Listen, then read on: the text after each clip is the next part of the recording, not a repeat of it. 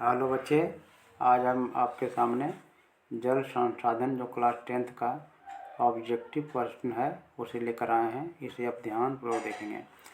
विश्व में कुल जल संसाधन का विश्व में कुल जल आयतन का 96.5% जल महासागर में पाया जाता है। दक्षिणी गोलार्ध को जल गोलार्ध कहते हैं। दक्षिणी गोलार्ध को कौन गोलार्ध कहते हैं? जल गोलार्ध। और उत्तरी गोलार्ध को स्थल गोलार्ध कहा जाता है। भारत में विश्व की 16% आबादी निवास करती है। भारत में विश्व की कितने प्रतिशत? तो 16% आबादी निवास करती है। प्राणियों के शरीर में 65% जल पाया जाता है। प्राणियों के शरीर में 65% जल पाई जाती है। देश के परियोजनाओं को आधुनिक भारत का मंदिर किसने कहा है? तो पंडित जवाहरलाल नेहरू ने कहा है। भारत का सबसे लंबा बांध कौन है? हीराकुंड बांध है। भारत का सबसे लंबा बांध हीराकुंड बांध है।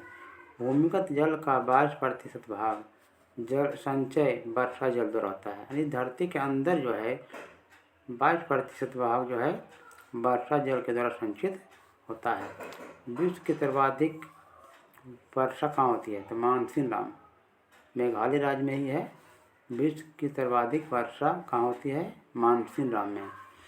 विश्व की सबसे प्राचीन नदी घाटी परियोजना बिहार की सबसे प्राचीन नदी घाटी परियोजना कौन है? सोन नदी घाटी परियोजना। इस प्रकार से 10 बहुत ही इम्पोर्टेंट क्वेश्चन आपके जल संसाधन से यहाँ लिया गया है। इसे आप रख लेंगे। और 5 जो है महत्वपूर्ण ऑब्जेक्टिव किताब का है, उसे भी आप देख लें तो बहुत ही बेहतर होगा। तो देखिए, बृहद क्षेत्र में जल की उपस्थिति के कारण पृथ्वी क्या कहते हैं? तो बृहद क्षेत्र में जल की उपस्थिति के कारण पृथ्वी को नीला ग्रह कहते हैं।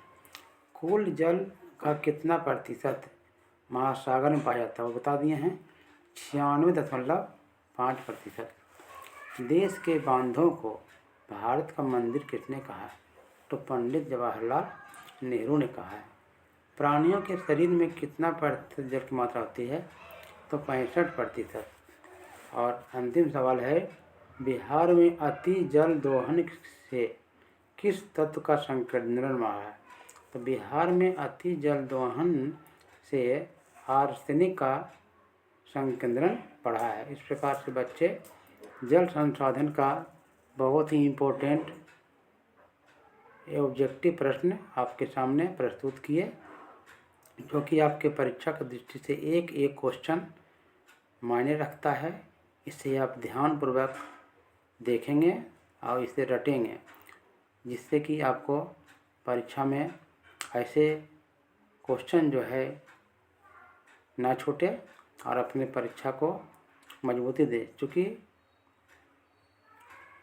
ऑब्जेक्टिव क्वेश्चन की महत्ता जो है आपके परीक्षा में पाया जाता है।